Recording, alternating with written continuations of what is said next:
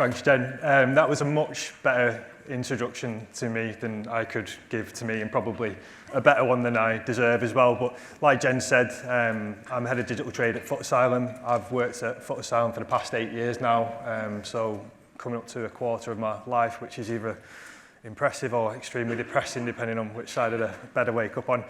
My job at the moment is to look after all digital acquisition channels for Footasylum, so all your paid media channels, your CRM channels, organic, etc., ultimately with the goal of driving the consumer to the website.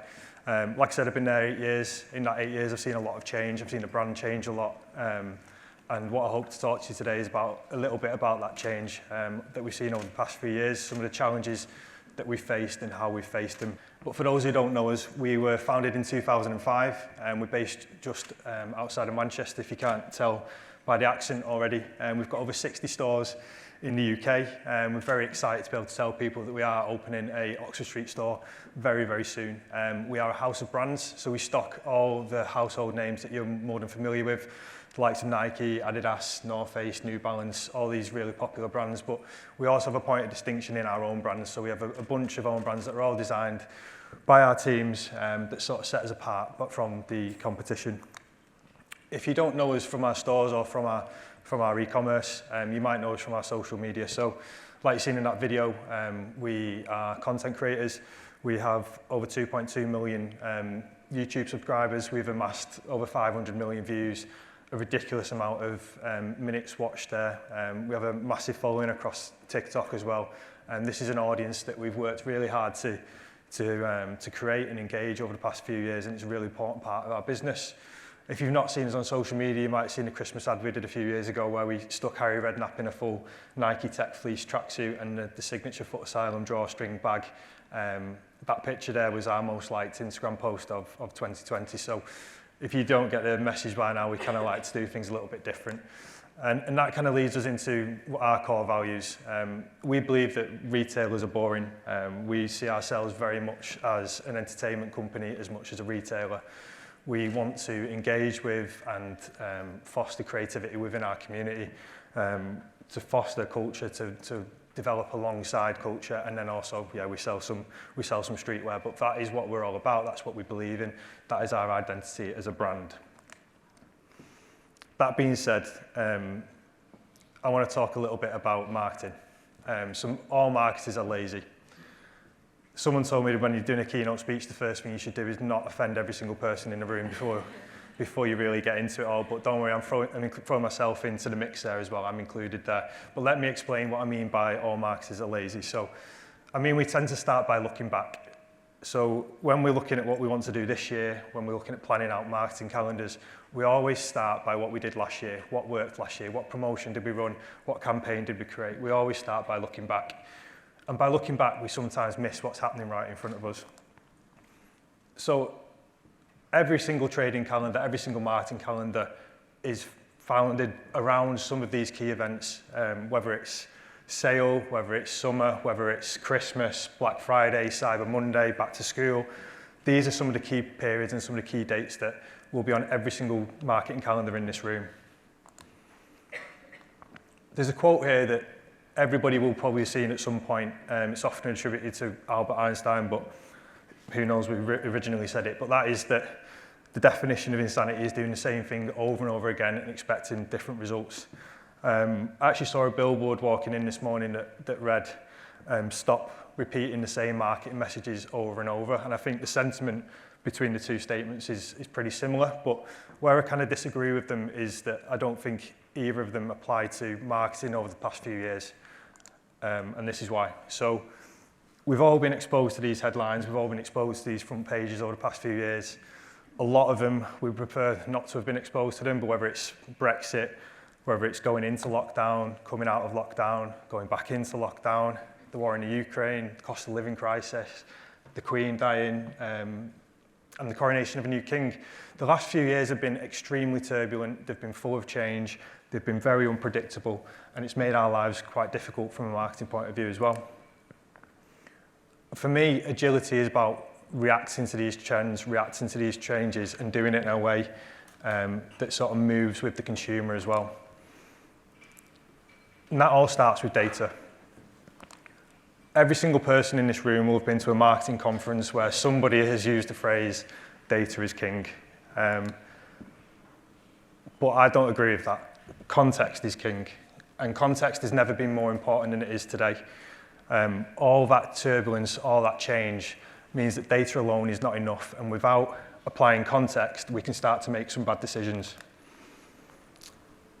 So let me run through a couple of examples of this. So this is Google Trends data, widely available to everybody. I think we've already had an explanation of what this is this morning, so I won't go through it again. But what this is showing is search demand for t-shirts over the past few years. So if we look at that snapshot alone, we can see that interest or demand for t-shirts fell off a cliff. We can make, swim shorts. Reading the wrong slide here, but yeah, so swim shorts fell off a cliff.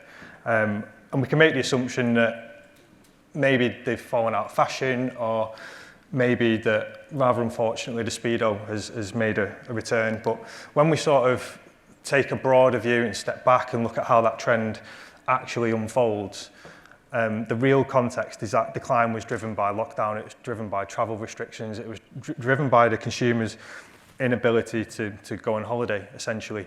And what we saw was, last year, demand for swim shorts was at a 3-year high. It bounced back massively from where it was pre-lockdown, and I think this year is shaping up to be another massive year for that product category. If we were to look at the data in isolation, if we look at data alone, we might start to make some bad decisions about our buy or our marketing strategy without applying the context of actually why are we seeing this trend within the data. A similar trend when it comes to jogging bottoms, or trackies as we call them in Manchester. We saw a massive spike in sales around jogging bottoms throughout COVID. You can make the assumption that consumers more comfort conscious than fashion conscious, but again, that assumption would probably be a dangerous one. When we look at how demand for jogging bottoms has unfolded, we've not seen the rapid spike that we saw with swim shorts. We've not seen a massive decline either.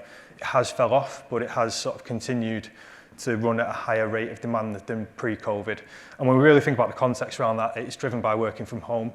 And the reason why it's not dropped off to pre-COVID levels is simply because that is part of our lives now. That is, hybrid working is something that most people in this room will probably be subject to, and that's why the demand has actually continued at a greater rate. So understanding why we saw that initial spike and sort of predicting or trying to analyse what will happen next can help us make better decisions around that. And then one final example about hot tubs. So looking at this spike, it's quite a sharp jump for hot tub demand looking into sort of summer of 2020. So you can make the assumption that it's probably a great time to own a hot tub business or buy stocks and shares in a hot tub business. And while it probably was a great time to own a hot tub business and probably did really well, that demand has now tapered off completely. It's lower than it was in 2019. And while some hot tub businesses may have done extremely well, if you had bought stocks and shares, you've probably not done too well by this point. So context is king, and data alone is not enough. So the challenge is trying to make sense of the world in a world that doesn't make sense. So all this change, all this turbulence meant that looking at like-for-like performances, looking at like-for-like campaigns, it's not as reliable as it used to be. We have to look at what's happening in front of us right now, and we have to respond to that. So the opportunity here, and the opportunity we saw in this was around sort of predictive segmentation, but it was also around just looking at the data differently and identifying the data. So rather than just sort of taking what you're seeing and running with it, identify breakout trends. So those sharp spikes, those massive increases and decreases, identify them, put them to the side, put them in a box, and treat them differently. Don't knee-jerk react to what you see in there, because again, like I said, it leads to some bad decisions. Where predictive segmentation comes in is it allows you to move with the data. And if you don't move with the data, that's where you get left behind. So at Footasylum, we look at predictive segmentation in terms of what a consumer is predicted to buy from a division point of view, from a category point of view, from a brand point of view, and we applied that to our marketing strategy on a day-to-day basis. So a simple way that you can sort of move with the trends is to create an automation journey. So it's one of the first things we did was to use our predictive segmentation to create a journey so that when somebody becomes in market for a product or a category, we send them an email. Basically like abandoned browse, but on steroids. And that's our way of sort of moving with the data. The other thing we do is apply our understanding of the data to our sort of segmentation strategy. So we do a lot of work around sort of product migration, brand migration. So when we see a sharp drop or a sharp spike, we look at where that consumer's gone or where that consumer's come from. So is our swim shorts consumer now buying jogging bottoms because they're not going on holiday and then working from home? And is there opportunity there to identify similar consumers, to target them with a migration campaign and move them over to those new product categories? So again, reacting to the trends that you're seeing in front of you. To me, adaptability is about strengths and weaknesses. Now, I think we're all probably very good at talking about our strengths. I think we all probably love going into meetings on a Monday and talking about all the metrics and all the KPIs that are looking good. But I think it's never been more important for marketers to understand their weaknesses. And this was something that we spent a lot of time thinking about during lockdown. So when we went into lockdown, we essentially lost touch with all of our retail consumers. Half of our business was pretty much shut down overnight. So it was a real challenge for us. And that challenge got us thinking about the strengths of our stores, strengths of our websites, and the weaknesses as well. And some of these strengths and weaknesses are very simple, and they might seem very straightforward, and you might think that you're playing into them already, but until you really sort of start to think about it, there's still plenty of opportunity there. So one of the strengths of our e-commerce site is that we can be everywhere to every consumer. We're not limited by a physical presence, we're not limited by bricks and mortar. The reality, which I'll touch on in a second, is that's not always the case. The strength for us from a retail point of view is that we've got an amazing merchandising team working behind the scenes to make sure that there's relevant product packages in all of our stores. We have a hyper-local product merchandising approach to retail. So if you walk into our London store, you see a completely different shop floor to if you walk into our Liverpool store. It's tailored to the consumer. Whereas our web experience was very much a one-size-fits-all experience, so there was a disconnect there. The first challenge for us was around being able to be everywhere, but actually being where Google wants you to be. So when we started to look into our data, we analysed our marketing spend versus our cities, essentially. So where was our marketing spend going? And it very, very quickly became apparent that Google and Meta alike have a bias towards major cities, whether that's London or Birmingham or Manchester or Glasgow. We found that a massive proportion of our marketing spend is going to these cities. And that's not necessarily a bad thing because they're extremely populous, massive population, lots of search demand. It makes sense for your marketing spend to be dominated by those cities.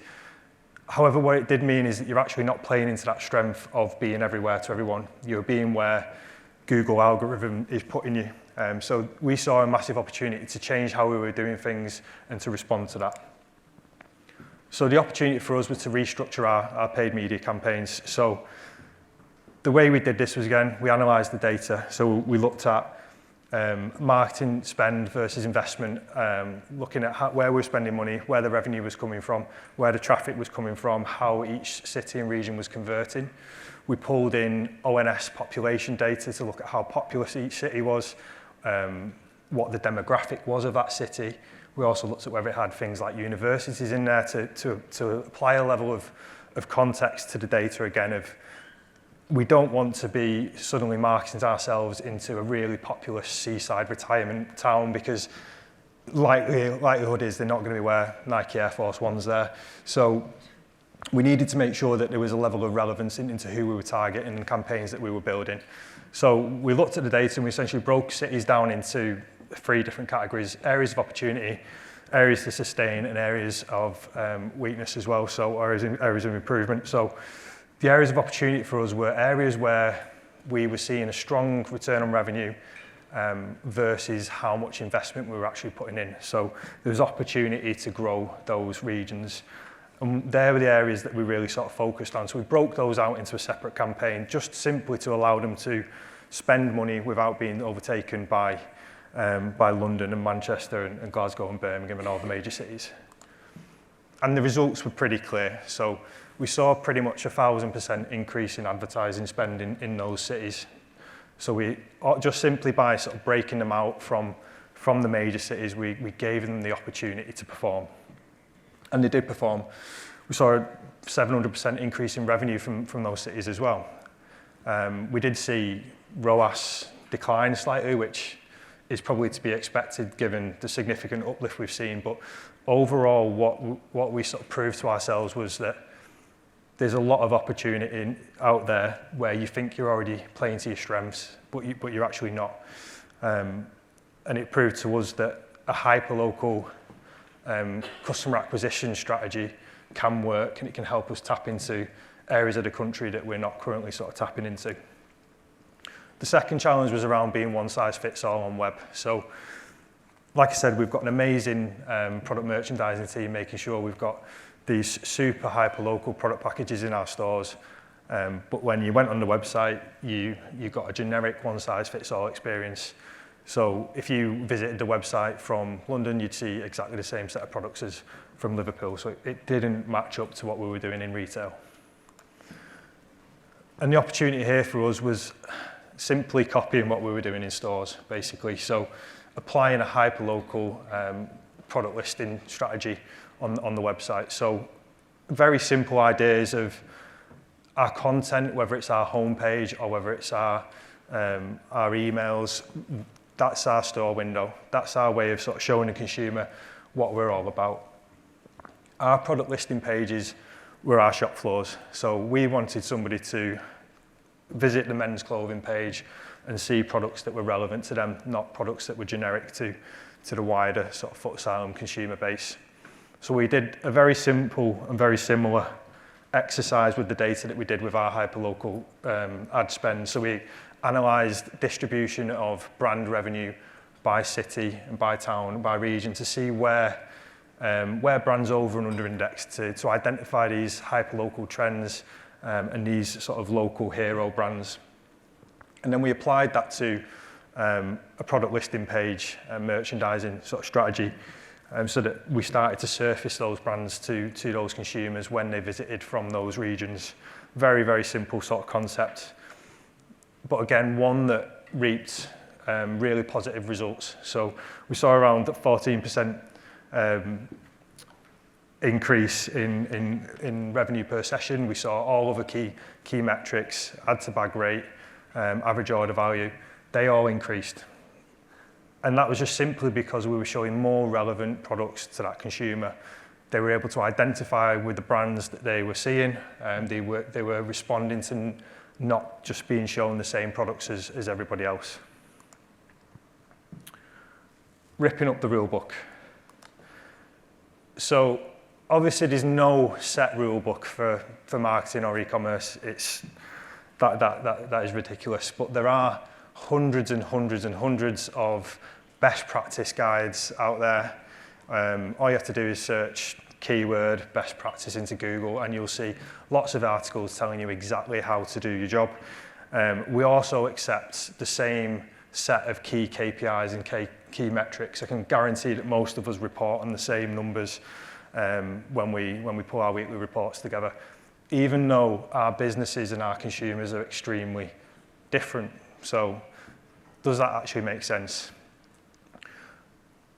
When I say rule book, what I actually mean are these kind of accepted success measurements within e-commerce. So I think we can all agree in this room that if you pull a report on a Monday morning, or you're presenting to your manager or to the CFO, the board, whoever, if you're reporting a steady increase in revenue, sessions, conversion rate, you'll probably get a pat on the back. It'll probably be accepted that you're doing something right, performance is good. What about if you reported these KPIs? So what if you reported a rapid increase in sessions, a rapid decrease in conversion rate, and no noticeable revenue performance? Probably not so good. You'd probably think something was wrong, probably think that your marketing strategy is not working, or that there's an issue with your website. What if you actually took these metrics to the board, to your CFO, and said, I want to shape a strategy that's going to deliver exactly this, that's going to deliver a rapid increase in sessions, but they're not going to convert and you're not going to get any extra money off the back of it? it's probably have to be crazy to do that, but that is exactly what we did. And let me sort of just explain why. So going back to those lovely headlines at the beginning, we're currently in the midst of a cost of living crisis. People are skint, as we say up north. People's spending habits are changing. The way they're spending the money is changing, how they're spending the money is changing, how they're choosing to pay for things is changing with the rise of sort of buy now, pay later and other payment methods. Prices are going up. I think everyone's in the room is probably guilty of seeing prices increase. And what that means is that purchases are becoming more considered. The consumer is taking sort of more time to decide on whether they really want that new pair of trainers or they really want that new hoodie. So for us, we saw an opportunity in that. We saw an opportunity to fill the space between that first interaction with the consumer and that purchase. And that was to leverage our entertainment and the content that you saw in the video at the start of this keynote.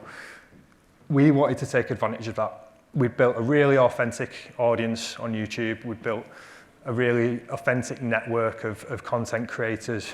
And we thought, actually, we can use that to keep our consumer engaged in between that purchasing. So we wanted to do that. We wanted to be patient. We wanted to sort of move them along that journey, but at their own pace.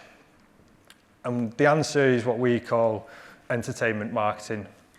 So how that strategy came to shape and what it actually looks like. The app is a key vehicle for us in terms of delivering this.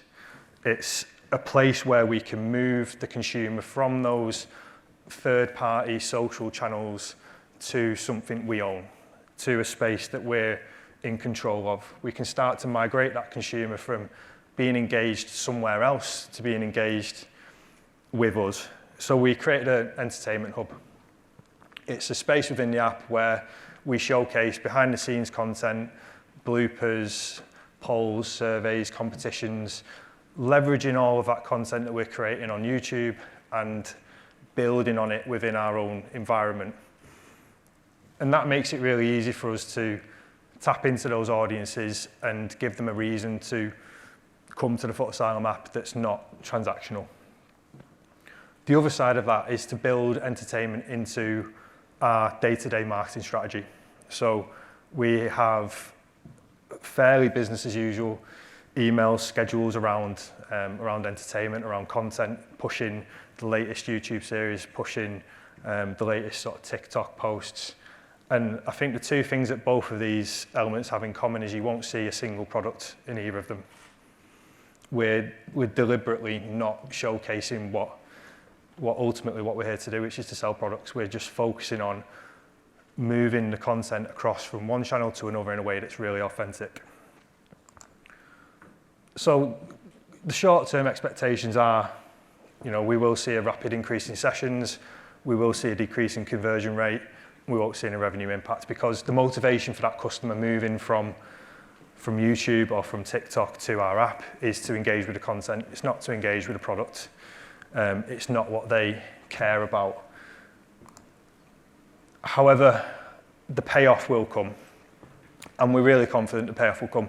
And there's some very simple sort of principles behind it. The most basic one is that as long as somebody's engaged with our brand through the app, they're not engaged with a competitor. This is something that social media companies do extremely well. It's the reason why casino designers were involved in meta algorithms. It's the reason why we're scrolling endlessly on TikTok all day. They know that attention and holding that consumer's attention is key. And as long as we can hold that, we can be confident that they're in that space. Ultimately, the app is a transactional app.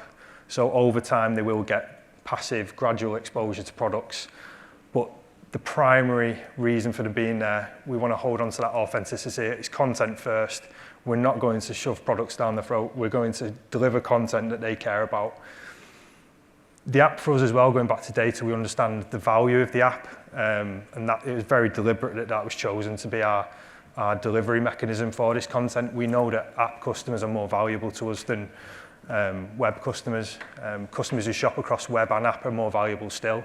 Throw stores in there as well, and the value goes up. So we know that that customer is going to be valuable to us. So if we are patient and they do convert following that exposure to the product, they will spend more money with us. We also know it's cheaper to acquire a customer through the app than it is through Google or through affiliate marketing. So again, when they do purchase with us, we'll spend less money to do it. So the benefit there is sort of twofold. That gradual exposure to the app, that acquisition through content, the payoff is that when they do shop with us, they'll spend more money and we'll spend less, which suddenly starts to sound more appealing to the CFO or to the board, and the strategy starts to make a little bit more sense than it might do initially. But to do that, we need to change how we measure success. And this is what I really mean by ripping up the rule book.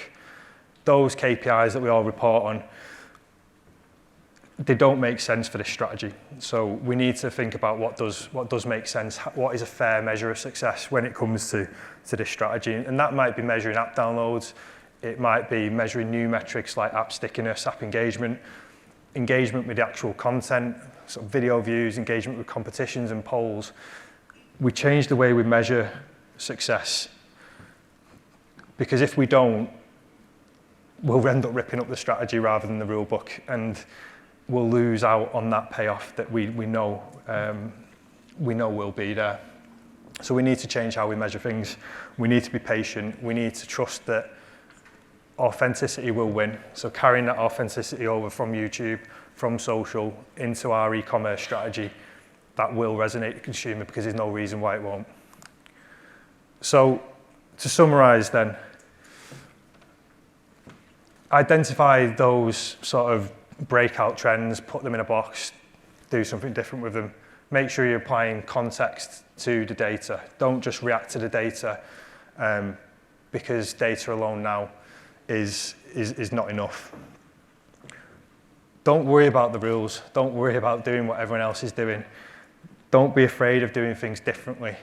Ultimately, if you're making decisions, if you're forming a strategy around the consumer, if you're forming a strategy around your core values as a business, you're doing the right thing. And even if the short-term success metrics don't look preferable, they will in the long run, and it will come to fruition. Rip up the rule book and look at new ways of measuring success. Use those new metrics to give yourself sort of freedom to experiment. So take away the pressure of having to deliver on conversion rate on sessions with every single thing you do. Certainly there's parts of your strategy that should be measured that way, but not every part should be measured that way, so don't measure it that way. Simple as that. Use new KPIs, use new metrics, and use that freedom that those new KPIs give you to experiment, to test and learn, and to do things differently. And if you sort of apply some of these key principles, you will be able to be agile, you'll be able to be adaptable, and you'll be able to rip up the rule book. Thank you.